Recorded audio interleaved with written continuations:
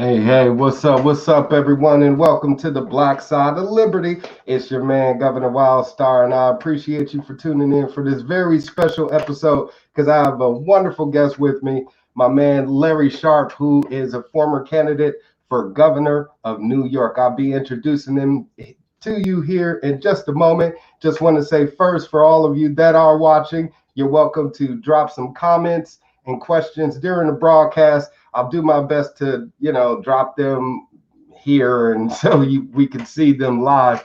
But send us a shout out. Let us know you're watching. Send us some love, and we'd appreciate it. Definitely spread the message. Get people tuned in. Share this video, which is, again, on my Governor Wildstar page. So go to governorwildstar.com, Facebook, YouTube. Share this link. Share this video. And with no further ado, I would like to introduce to you a very esteemed gentleman who is very well known in the Libertarian circle as Larry Sharpe. Larry Sharpe, he is here. Hello, Larry, and thank you. Hey. Welcome to the Black Side of Liberty. I am not that esteemed, but thank you. You certainly are. Hey, man, everybody in the Libertarian Party knows who you are, but a lot of people that are watching may not know who you are. So if you could please introduce yourself and let people out there know, who is Larry Sharpe? That's a great question. I am a super handsome guy, which is critically important, more important than anything else. I'm teasing. No, I'm a Marine businessman, consultant who ran for governor of New York in 2018 and got us ballot access. I do my best to have Nat run a podcast, The Sharpe Way. Good promotions right now. You can go to sharpeway.com to check that out. And I try to support the liberty movement and liberty throughout the entire country. All right. Well, that was a quick rundown. Your resume goes on and on. So I appreciate you for shrinking that into that legit, breakdown. But he is being very modest, you guys. He did also run for vice president of the United States twice. He ran once. Well, not really. I lost both, though. Let's not talk about that.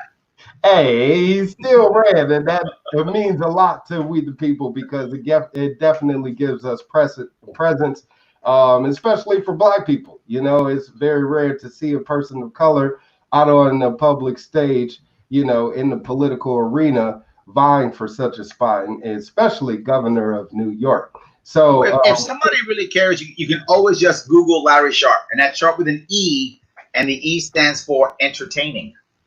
All right, wonderful. Yeah, he definitely is entertaining. He has plenty of guests, wonderful guests on his podcast, The Sharpe Way. Hopefully, I can edge my way onto there someday soon. But anytime you want, I'll put you on next week. Done, easy day.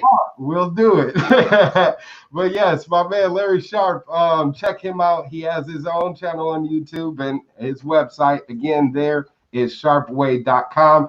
And like he said, he did run for governor of New York, and I want to ask you about that because New York was one of the first states that responded to this coronavirus lockdown with the most extreme measures that we've seen throughout the country. Cuomo was pretty much on TV every day and broadcast nationwide for his reaction to the coronavirus pandemic panic, pretty much, that we found out. Because the population in New York is very high compared to the death rate.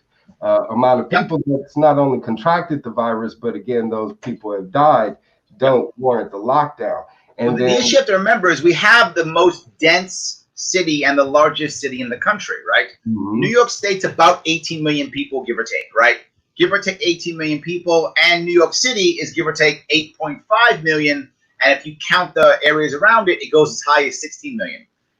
New York City itself has about a 25,000 person per square mile density. Certain parts are as high as 60,000 people per square mile. So we are a dense large city with a high population of people over 65. Remember, 43% of all the people who died in nursing homes. 80% of all the people who died were over 65. So our governor decided to ship people back to the nursing homes and put everyone locked down, not realizing that the people who are most in trouble were those who were over 65. He didn't take that into account at all. His response was embarrassingly bad. So he went on TV every day to act like I'm in charge of stuff. And all he did was just tell us the news. He basically said, this stuff's bad. This is bad. That's all he did. Reported on the news headlines, yes. Basically. And he's also had a terrible response to the protests as a response from the George Floyd killing. Absolutely. New York Police Department have tons of videos where they're harassing, peaceful protesters, running them over with trucks and SUVs, pepper spraying women. Let's not forget something, guys. New York City police force is about 40,000 strong. Let me say it again. Wow. 40,000 strong. That is larger than some armies. That is how big our police force is. 40,000 strong. And with 40,000 strong, we can kind of do whatever we want, right? We got the manpower to push people around. What are you going to do, right? And there's no guns in New York City because you go to jail for having a gun, except the cops, obviously.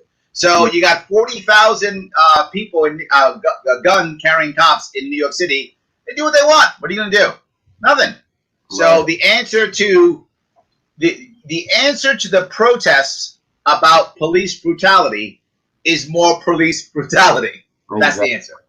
Yeah, it's very sad to see the extremes that the current governor Cuomo has had to the coronavirus and the protests. So it's a lot of people that are looking at what's going on in New York and just saying it's one of those states that's just ungovernable, like what they say about California. It's too far gone. So I want to ask you, since you do live in New York and you're a person that's on the streets, and unlike these people in their, in their ivory castles claiming to be part of we the people, you actually are. So can you tell us, is New York, too far gone? Has the Big Apple gone bad?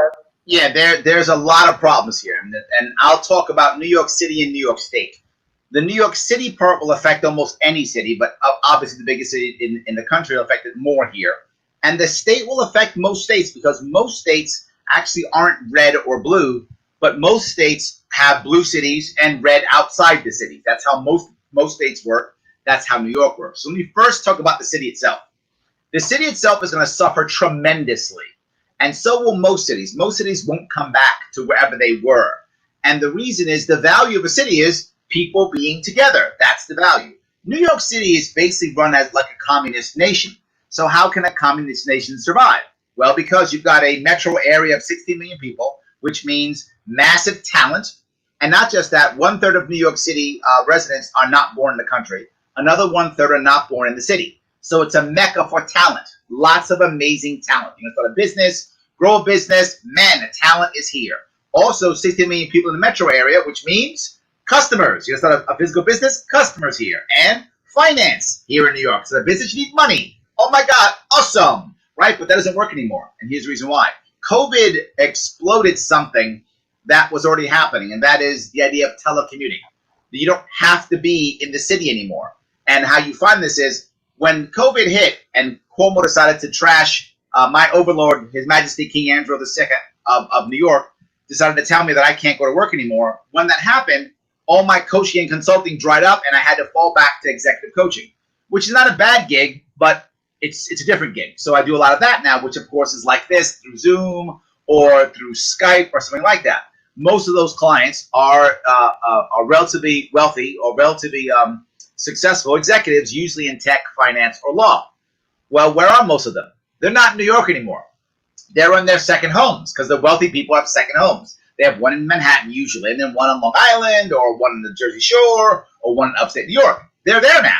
How do I know? Because I can see them, and they're in their house. The dog is walking by, and the kids are in the background screaming. So I know they're at home now, right? So they've been working from home for 3-4 months now. They're not coming back. Why would they? They've just been taught they don't have to go back and go to the subway or do the 2 hours of commuting or living in Manhattan. That's done. They don't have to come back.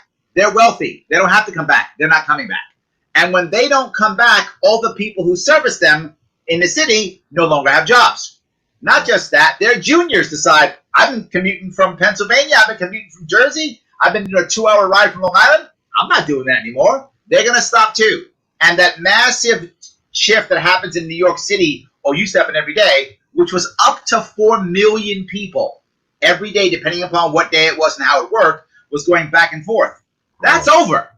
And when that's over, all the service industries around that, they're all gone too.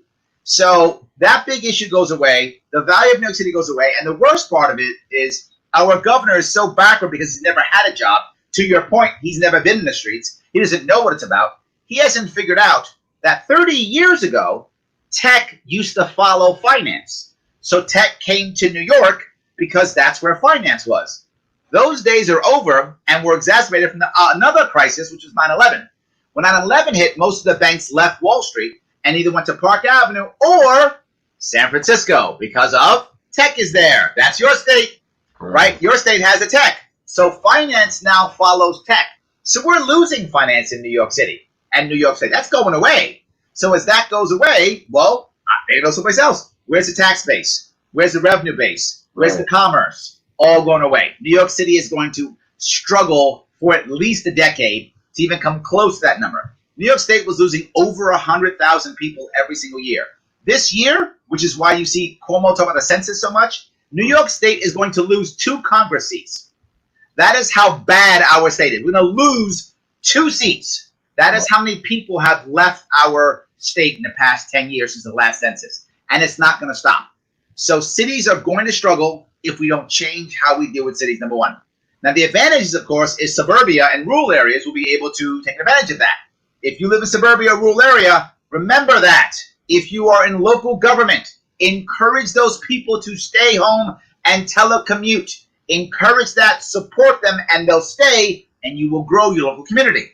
If you think it's the old ways, you won't. Be smart if you live in those areas. There are people who want to stay there. They would rather have that lifestyle with the city money. Exactly. Now, when it comes to the state itself, New York State's a very diverse state, like California, same concept, right? The difference that California is a little different than New York and Chicago is that New York New York State and Illinois tend to have one big city and the rest very small. California has several big cities, right? Because the state's so big. So you have a little bit of different issue than us, but similar. The reality of it is no large state like that can be governed. Of course not, unless you decentralize. That's the key. Decentralization is the key. Localized government is the key. Simply generic minimums that everyone should have, and then allowing local governments to pick and choose what makes the most sense for them. One city shouldn't be running the entire state, right? Sacramento should be running all of California, right? LA, San Francisco should be running all of California. New York City or Albany, our capital, should be running all of New York.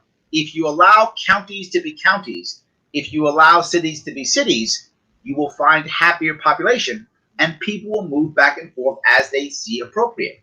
Right now, people are rushing to cities, which is turning the country left. Because as people move to cities, they become more left. Why? Transient populations, people of different cultures coming together. There's no obvious referee. So what do? You cry for government to be a referee. More government, you turn more left. That's what winds up happening in most cities. But as this now can go back after COVID, folding back into rural and more suburban areas, that leftward trend can shift if rural and suburban areas are prepared to absorb those people into their cultures. Yeah, it's like we're seeing a lot of people flee the state, like you said, in mass. Yep. And the same thing is happening here in California. Those tech companies that once found a home here to thrive are now being threatened by those same increasing costs, whether it be, increased taxes, business taxes,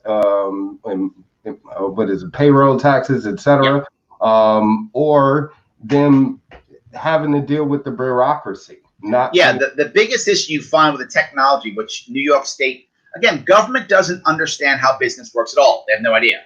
What they always think of is hit it with a stick. That's their normal way of doing things. So they say to themselves, you know what? The companies, we need more payroll taxes. So let's just make companies turn everybody into an employee. Well, you're destroying the gig economy, which is how what they don't get. Again, they don't know how the reality works. If you're in the actual workforce, the gig economy is how most of the millennials make money. That's how they were able to survive from the 2009-2010 crash, is they shifted their lifestyle into a gig economy, into the side hustle economy, right? That kind of economy where they make their money, find some purpose in their own life, and start moving forward. Well, this crash just destroyed all of that. Now you add on top of that destroying the gig economy to where if I hire somebody, they must be an employee. You've just ensured that small business owners can't get talent. They can't get talent. The way a small business owner gets talent, they can't afford to pay some expert $200,000 a year. A big company can, and it does. But a small company can't afford to pay that person a small amount as a contractor and share that person's that person's expertise through 6, 7, or 8 small businesses. When you destroy the gig economy, that person can't function anymore. Small businesses can't get expertise. They begin to collapse, and that's what you see happening. But I'm still not done. What happens in today's world if you're 40, 50, or 60, and you've worked for a similar company or in a similar industry for 20 years, and now that company lets you go, the industry's shrinking or disappearing? What are you going to do? You're unemployable. You're unemployable. You cannot have a full-time job again unless you retool. How do you retool? The gig economy. That's how you do it, by taking on smaller jobs, learning something new, learning a new trade, learning a new something, right? You do that.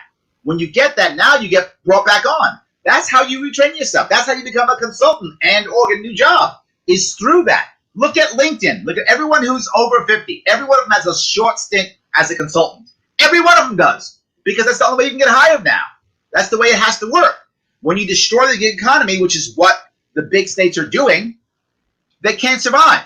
So, of course, people of that kind of, in that world, are going to pack up and leave. They can't live here anymore. Yeah, we're seeing that happen in California with the AB5 law. Yes. Which is pretty much decimated the gig economy here. And with the coronavirus lockdown, a lot of the major corporations that a lot of people find employment through, like Amazon and, Uber or Lyft or, DoorDash or whatever the case may be, they're now not able to get employed.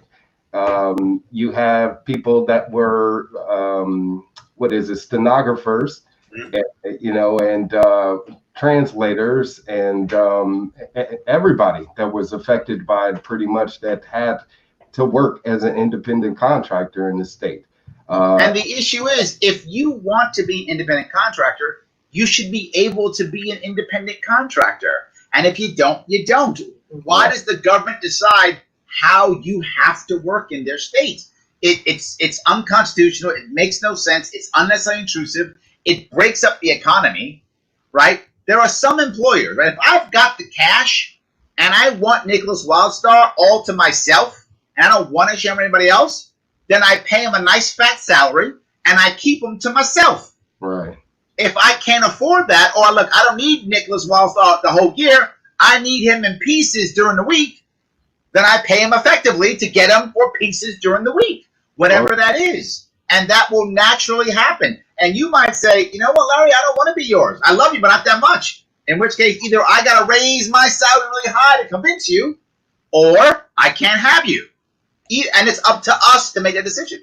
Yeah, and a lot of younger people understand this. I guess some the millennial crowd, as they call them, they understand this. I actually did a debate at a school where a lot of younger kids were there, ranging between the ages, I guess, of 16 and maybe, early 20s, 22, 23.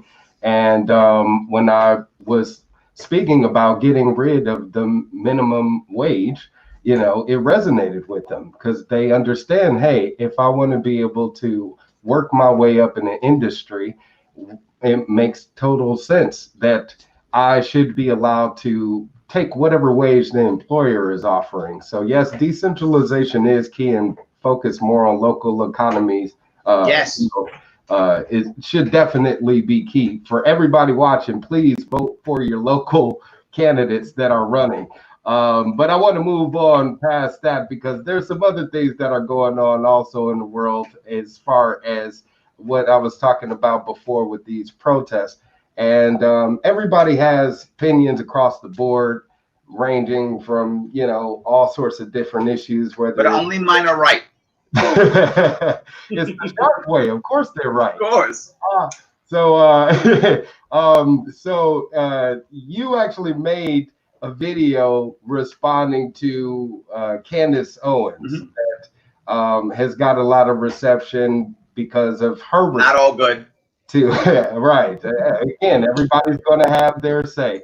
But there was other people that are speaking out on the issue, like what's this brother's name? Terry Crews. I don't know if you heard about him making a comment about how defeating white supremacy without white people would create black supremacy, which is a bit idiotic because if anyone looks into black supremacy, just historically, what does that encompass? More freedom of the individual and getting away from slavery, versus white supremacy has been more so maintaining that. I think what he meant, and I don't know him personally, but I think what he meant was he actually wants more of a Malcolm X style, which is not actually black supremacy. It's black self-sufficiency. And I don't know, but from what I felt, I think that's what he meant. And I think what he was trying to get across is a fear, right? And this is going to sound horrible, but I'm just going to be very forward. If you're in charge, and I'm talking about me being in charge and not you, you're going to fight me all day long because you're in charge. You don't want me to be in charge. You're in charge. So if I start talking like I'm going to start giving you the same amount of shit you gave me, you're going to fight that. So I have to talk in a way, regardless of my actual actions, I have to talk in a way that says, no, I'm just bringing us up to par. And I think also that's what he was trying to say. He was trying to say we've got to bring white people with us because they have to accept that par is the right answer, that we have to make things fair, and white people have to agree with that. If they don't agree with that, then we're going to keep fighting them the entire way. Again, I don't know him. I'm giving him the benefit of the doubt. You really are. I haven't. He actually posted a video response that was sort of similar to what you're saying. I haven't seen it fully, but it echoed that, sentiment. But I mean, for him to say such a thing, it more so again expresses the fear. And yes, and when you are promoting that type of message where you're not clarifying, like you said, black sufficiency, us being able to actually build that network, that absolutely where we're able to support one another, opposed to having to be reliant on other people of the lighter shade of brown. So yeah. But that's what I was talking about, right? When I had my issue. No, I hardly ever see people bring up the system is the problem, right? Every time you add government, you by default remove community. That's how it works. That's natural. As government steps in, community walks away. That happens constantly. While the 60s, while there were many amazing things that happened during the 60s, one of the bad things that happened was all of a sudden now we decided that the black community can't support itself and that there has to be a war on poverty to save it. And then in response, and this is, I think, Terry's point, the response to, oh my God, the black people are going to take over, was the war on drugs. Literally, Nixon said its goal was to attack leftists, black people, and Puerto Ricans. For some reason, he didn't like Puerto Ricans.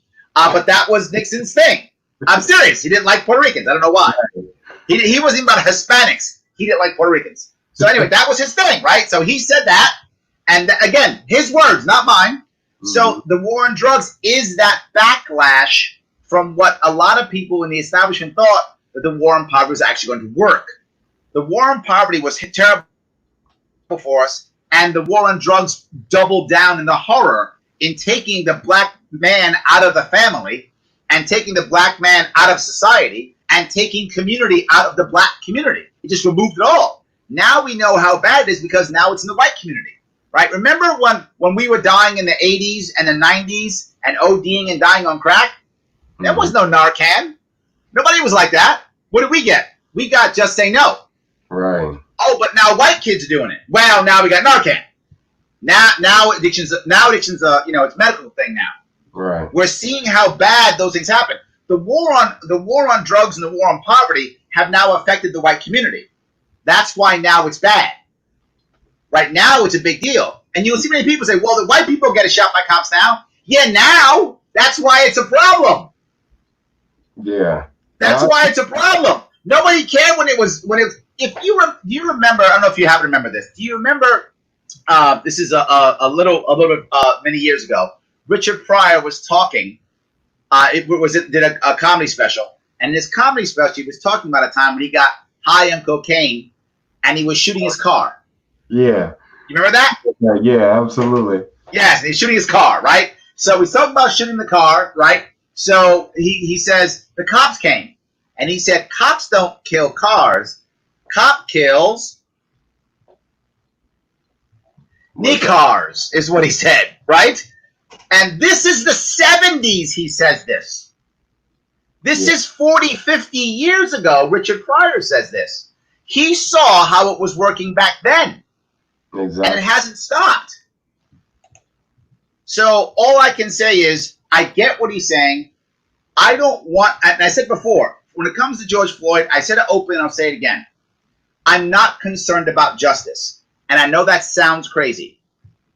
But justice just means that some bad guy goes to jail, but the system doesn't change, and there'll be more George Floyds. Right. I want actual change. I don't want vengeance. I want change so it doesn't happen anymore. And if that means I got to make somebody else feel good about themselves, or I got to say, fine. Fine. I'm not concerned about that. I'll deal with those issues later. Let's first change the system, which is why I came up with my QUICK program, my QUICK, QICC, the 4 things we do to actually change that, to make actual change, a policy issue. Q stands for end qualified immunity. I stands for get cops that hold their own liability insurance. C stands for get cannabis off of the Schedule 1. And the second C stands for end civil asset forfeiture. So I know it's not a good QUICK, but it's what I can come up with in a weekend. So that's my policy to actually make real change. The problem is now we're talking about just get rid of police. Now, there are some advantages to restarting your police force. Camden had some advantages doing it. But defunding the police, again, just scares people and makes people say, no, I'm not doing it. So what did I do? I came up with reset the police, which has another cheesy acronym. FAQS. FAQS. It means you break your police force down and you reset it into 4 separate groups, each one with a community component, so that they can take over and help each other and do community policing. Mm-hmm. Family law is a separate piece that will allow even church groups and local associations to assist the police in dealing with family issues. I don't need a cop with a baton and a gun when I got a domestic or child issue. So different training, different everything. Second part's the A, active policing. That's the common type of police that we have. Sometimes you got to put a guy on the ground. You got to cuff him. There's bad guys out there. Murderers, thieves, rapists. Those guys need to be hammered and put in the ground. I got it. No worries. Those guys can take care of that stuff. Following the bad guys, getting them. Again, there can be a community aspect to that also, right? It can be via contract or via agreement, whatever the case may be. Q is quality of life. These are people doing ticketing, things like that, right? The quality of life issues, jaywalking, that kind of stuff. Those don't have to be people with guns and batons to do that, right? Not required. Different issue. Quality of life issues, heavily based upon how the community wants its quality of life to deal with. And the last one's S, which is social working. Social workers, again, totally different. People who are homeless, people with addiction problems. You break that up into those 4, each one having a community component, either via contract or any type of agreement.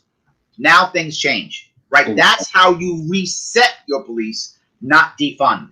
If you defund them, that money goes to a terrible government program that will fail, like the war on poverty. It will be a terrible, bloated, horrible program, and the cops will get no different training. You have the same police force, just smaller, with some terrible government programs that won't work. Or you reset. And the best part about resetting is Now each community judges its own police force how it wants to be judged. So now local people get policed the way they want to be policed. If you want a hardcore police force, go on with your bad self. Right. You want one that's much more about social working? Go ahead. It's up to you. And the best part is, as that begins to happen, each group will see each piece, right? They'll all see each piece and go, you know, which one is actually working? Now, Myra brings up the idea of CPS. Well, when you start doing localized police forcing, that takes the federal government out. And when the federal government's out, there is no dollar incentive to take kids away. Not just that, if you are now instead judging your police force, which now that goes into the police force, is not judged by arrests, but instead is judged by some form of polling or marketing or Yelp review. If the local population thinks that the police force is doing poorly, then they're doing poorly. And if they're grabbing kids from homes, you get bad grades. Guess what happens then? You're gone. You make some bad decision and your cop now it has his own liability insurance. That bad cop who decides he wants to beat someone over the head because they, got yelled at their kid and you want to hit him over the head with a stick. Mm-hmm. That guy can't afford his insurance anymore. He can't be a cop anymore. Right, exactly. I actually offered the same exact thing, not only in my mayoral campaign here in Fresno, but in my gubernatorial campaign in California. And what's funny is we're starting to see adaptations of those libertarian ideas happen now through the Democratic Party. The demand to defund the police, the decentralization, even here in California, the mayor of San Francisco, decentralization. She took it upon herself to say that the police would now be delegated new tasks. And like you said, social services will come in to assist with those domestic calls, whether it's regarding a family or, a mate or someone like that, or drug use, etc. So there's different ways to approach it. It's crazy that it took people dying, black, brown, white, to get to the point where we say enough is enough and demand these changes that they happen now. Mm-hmm. So seeing it be actually embraced, I think what's funny is that's actually a pivotal part of Black supremacy, because part of the, offer as Black people when we talk about the Black agenda and what will we do as candidates, those are some of the things that we would do, So it not only makes it safer for the Black community, it makes it safer for the entire society as a whole. So we can see its benefit as a country. So hopefully more people will start being supportive of that. Speaking of support, I want to move on to the next question since we are moving along with time here. We just hit the half-hour mark, and I don't want to hold you up too long because, like I said, I want to be respectful of your time and our viewers' attention spans, which tend to be about this short. But hopefully they're engaged in this conversation enough to be continue watching this. But I do want to ask you also about what we were talking about when this before we started this broadcast, which is Black people helping each other. You know what I'm saying? Because I fucks with Larry Sharpe. So for everybody out there watching, he definitely has my support as a candidate. And whatever he does, whether it's thank you, my friend, thank you, vice president or governor or whatever, but I appreciate you being involved in the party also, because I actually was trained received my training as a candidate through the Libertarian Leadership Academy. Oh yeah, very instrumental in developing. So I kind of took a lot of what you have to offer as a candidate and a leader in the party, and embrace that and envelop that into what I do and have to offer. So with that said, I want to ask you this. You kind of fronted me, man, because when I was running for governor, we had this tiff that got out publicly where people were like, hey, Larry Sharpe endorsed you. I saw this video. And then, it's like, hey, I don't endorse you. And you didn't. And that didn't really help me run in my, campaign for governor, because a lot of people attach to endorsements and stuff like that. And when we talk about Black people helping each other and using our platforms, et cetera, and coming together as a community, it's like, hopefully we will get that in some way, shape, or another. And I know we all have to earn it from each other, no matter what our skin color is, and I do appreciate you actually sharing your platform to help get people on board with my mayoral campaign, So thank you very much for all of the assistance there. But I had beef with Maj Toure about the same thing, and Stevante Clark, but when we talk about the Black community, and tell me what you mean. Tell me, be clear. Are you saying that when we did the video together, that when people said that I endorsed you, I said, I didn't say I endorsed him or didn't endorse him. I said, there's another option for you. And this is the guy right here. Right. Isn't that what I said in the video? Yes. Yeah. Now, okay. They took that as a public endorsement, and then good, right? Yeah, that was wonderful. But then when I sought a official endorsement, that's what I wasn't able to receive, because you were involved on the national level, and I guess that had some conflict of interest. At that point, I was a member of the LNC. I see. Okay. At that point, I was a member of the LNC, and when you're a member of the LNC, you can, but you're not supposed to endorse anybody if they have another libertarian running, and you had libertarians running against you in your primary. I had one guy, and that guy was a transhumanist. That is correct. We'll talk about that later, but yes, that is correct. Yes, transhumanist people. Okay, he's not a libertarian, and a lot of the things that he was talking about was not libertarian. He even tried to create his own brand of libertarianism called transhumanist libertarianism. So I don't know, but anyways. But if you notice, did he get a video of me? No, hell no. No, he didn't, did he? I don't think you wanted to tarnish your reputation like that. So you can say what you want to say about me endorsing or not endorsing. You got a video, he didn't. That is true. And that is what I focused on most, first and foremost, above. And not just that, there are literally dozens of people who bug me every week for attention. You know that. Yeah, oh yeah. And you bugged me, and what did I do? For sure. Hey, you respond.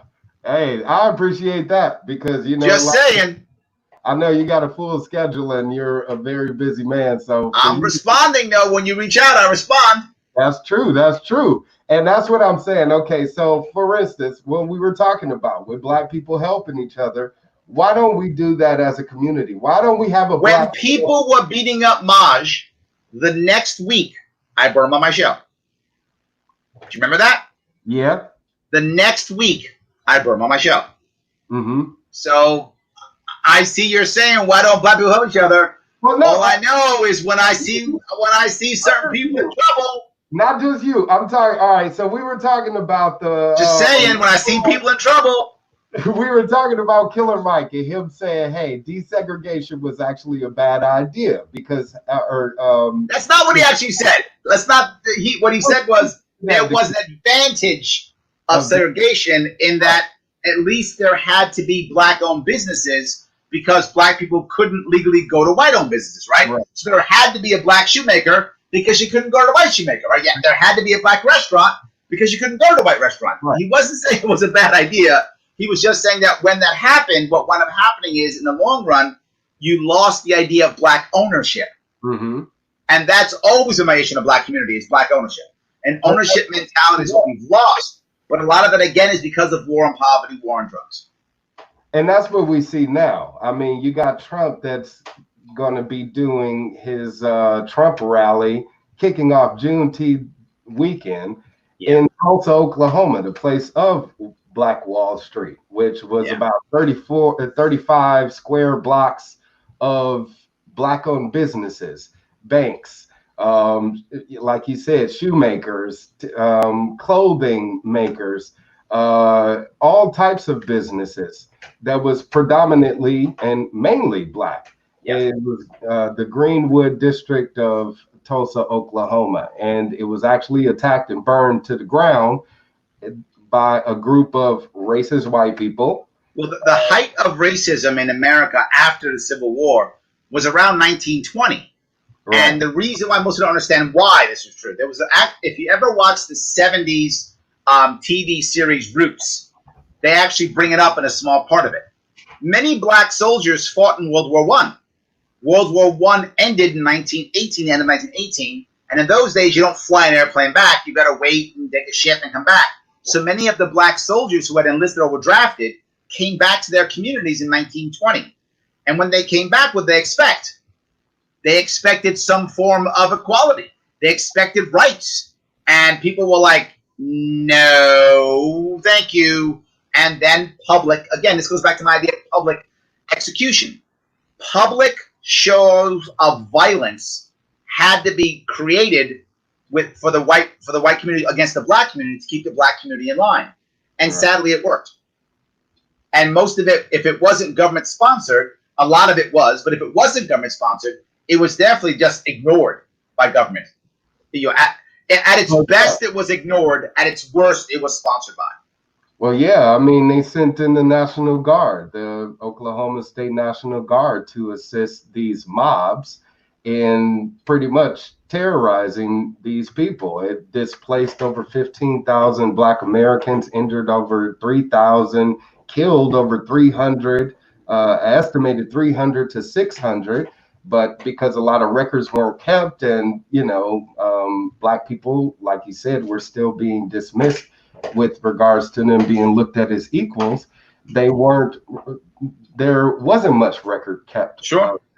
But there was a Black filmmaker who was there and who recorded a lot of what happened. And those are the videos that we're starting to see, circulate a lot more now, since I guess it's becoming more relevant. But it's also, I think it actually happened in 21, didn't it? 1921? Yeah, 1921, almost. Yeah. So next year will be the centennial, and that's when it'll explode. Exactly. And that's the thing is, I mean, the Black community spends damn near $2 trillion a year. And that's just on the consumer side. As far as the Black businesses, you equate that in, is probably even, quadruple that or even higher, but when it comes to the Black community using the Black dollar to help build us up as a community and help that base and create that support unit that we need, so we won't have to become reliant upon those institutions that are built on racism. Why isn't there more of a input there? I mean, because we have all of the tools for us, but we don't see that much of an effort. People will go out and buy Gucci, and Prada and all of these designer clothes. My father was that way, right? I totally get it. My father didn't have an ownership mindset. My father had I want to live today because I got money today. That's how my father lived. That's the kind of man he was, right? He's the one who taught me how to be a man, right? So there's a part of that in me too. Of course I have a part of that in me. And he did that when he was a family man. I mean, he was still doing it, right? He's like, this is back again, it's the 60s, 70s. And my father would, literally take his paycheck, wouldn't have a bank account, just cash it, right? Just cash it. Walk by the record store back when we had records. Go work by the record store, buy a bunch of records, realize he doesn't have enough money to pay the rent, and not pay the rent. And my mom goes, did you pay the rent? Nah. Why? Well, I bought some records. I didn't have enough money, so I thought, what the hell, I'll buy more records. That was my father's lifestyle, right? We had, I remember in the early 70s, we had a Lincoln Continental. It's so stereotypical. I'm embarrassed to say it. But we lived in the South Bronx. We had a white Lincoln Continental with thick white wall tires in front of our apartment building in the South Bronx. Couldn't drive it. Why? Couldn't put gas in it. Got no money. But man, did we have the best car in the neighborhood. Couldn't drive it though. Couldn't afford to put any gas in it. But man, we had the best car in the neighborhood. It still happens to this day. Yes. It's like, why? When do you break that cycle? How do you break that cycle? And I appreciate you putting out what you said. You said ownership, that ownership mindset. Yes. Owning yourself, owning things for yourself. And I bring it up all the time. The way to break poverty is ownership, right? And one of those things that, again, the people like Candace Owens don't talk about, and that is things like this licensing ideas that we have are crushing the black community. When I was a kid in the South Bronx, again, this is the 70s, here's what I often found. Young black girls would be out front of the stoop braiding hair. And they make money for that, whatever, $1 to braid hair. And that's how they start to make money. And many of those girls eventually went into some form of business, in a hair business, because they got to know hair, understand hair as girls, 10, 11 years old. And when they became women, they already knew it. And they were ready to move into that world. They understood the dollars for labor. They began to understand that, all that stuff, right? They sometimes would go out there and have little flyers. They would make up, oh, come get your hair done, whatever, that kind of thing, right? And for some reason, a bunch of other people would, I remember specifically, usually they were from the West Indies, Jamaican, something of that sort. Usually, they'd be driving gypsy cabs. We didn't have Uber back then, and the cabs wouldn't come to my neighborhood. Right. So they have gypsy cabs then, right? Guy would have a car and paint one of his doors a different color. Like it'd be a blue car or whatever, and he'd paint one door red. And you knew that was gypsy cab, right? And you pay that guy a flat fee, take you around the Bronx, wherever you're going, take you in Manhattan, whatever the case may be, right? That's what we had back then. And we also had it, for some reason, again, I don't know why it happened. I remember this still. People were spending, I think they were Puerto Ricans. There were many Puerto Ricans who could fix anything. I mean, anything. Didn't matter what it was. So there'd be guys, and literally there'd be guys who'd be hanging out in a certain area, usually right by the fire hydrant. They'd open the fire hydrant, let some of the water come out, and they would be banging out dents out of cars and repainting them and rebuffering them. Back then, cars made out of metal. So they would knock and they would, buff the car. And they make money. Now you're going to jail for any of that stuff. Yes. Any of those things, you're going to jail. Right. But that's how they all grew to make money to feed their families, to get out of the bad neighborhoods. My father, when he finally got his act together, became a DJ. Weekend DJ, his own business. He took my mom with him. I was a latchkey kid. I was like 9 years old in the house by myself. No one does that now. But that's what happened in the 70s. Right, so they would go off at night and go DJ and come on back, and they make extra cash, and that's how we got out of the Bronx. We moved to Long Island for junior high school and high school for me.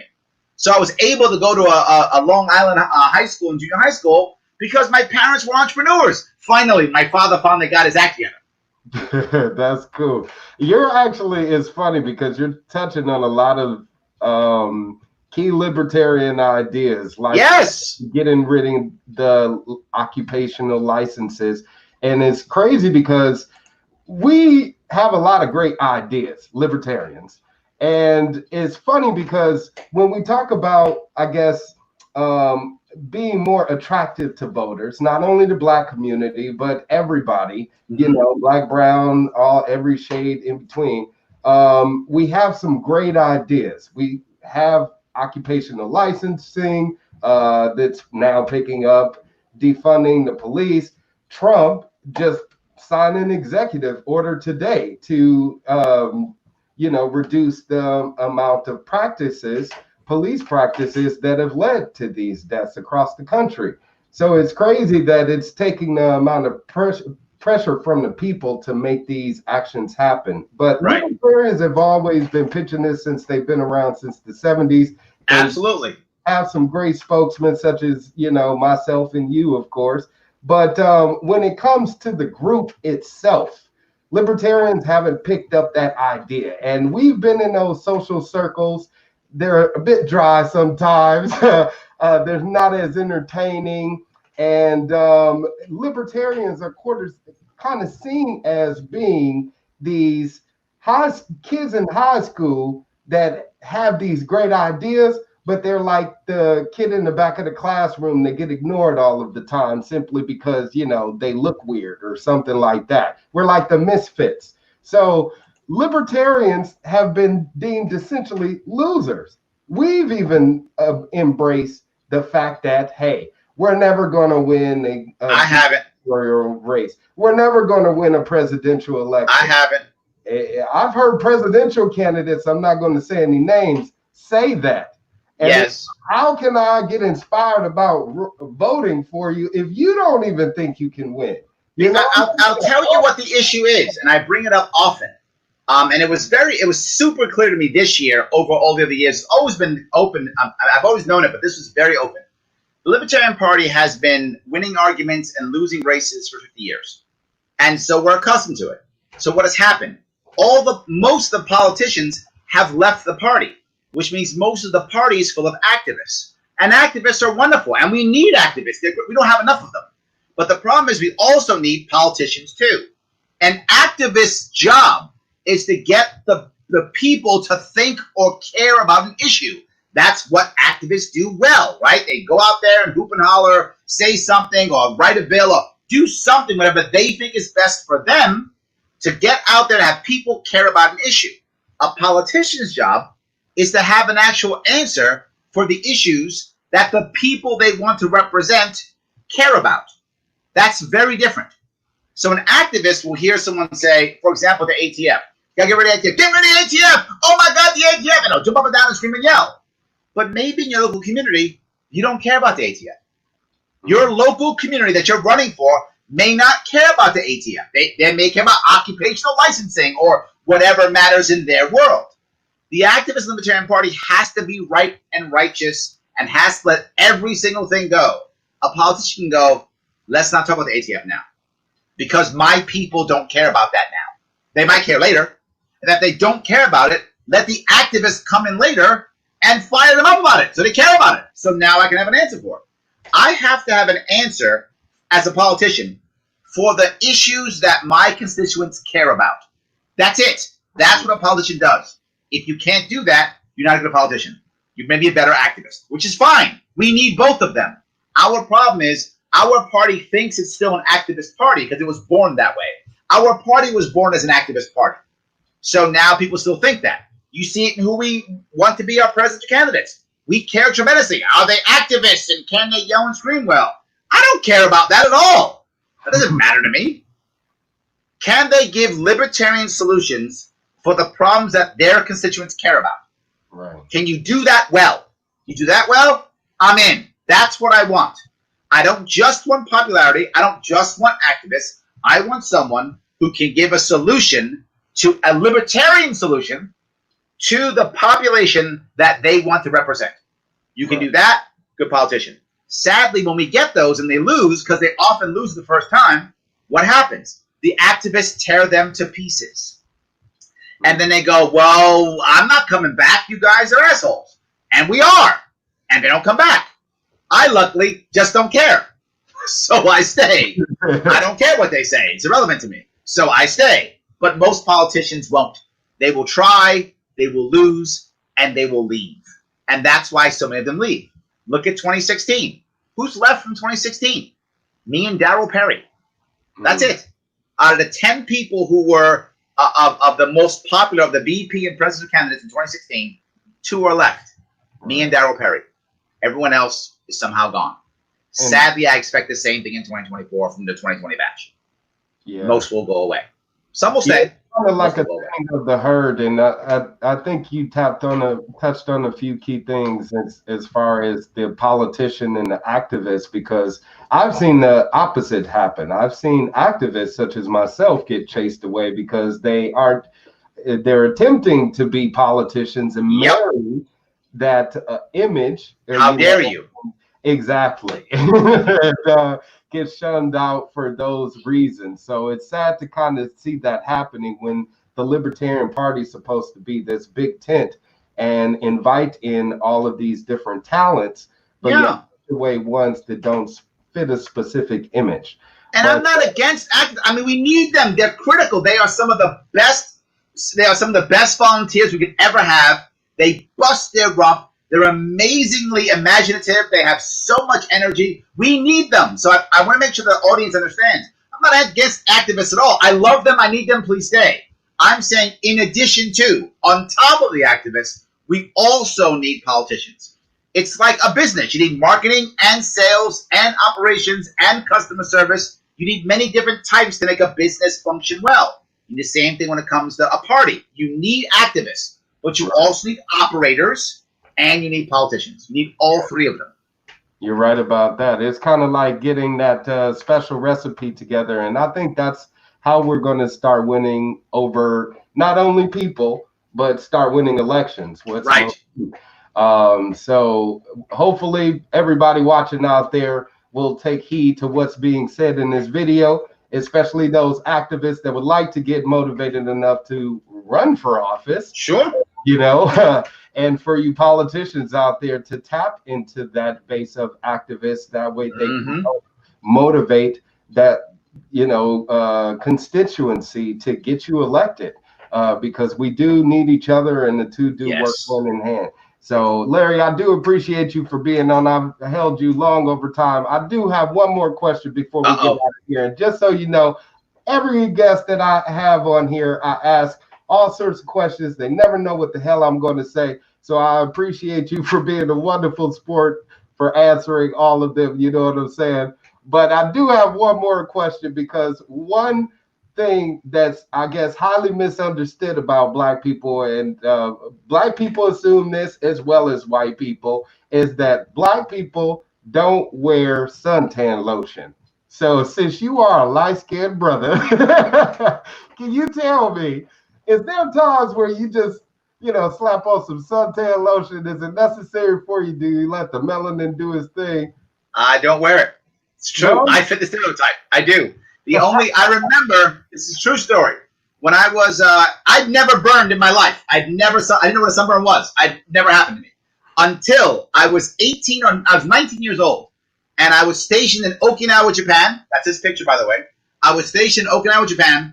And that's very close to the equator, right, relative to New York, where I was born and raised.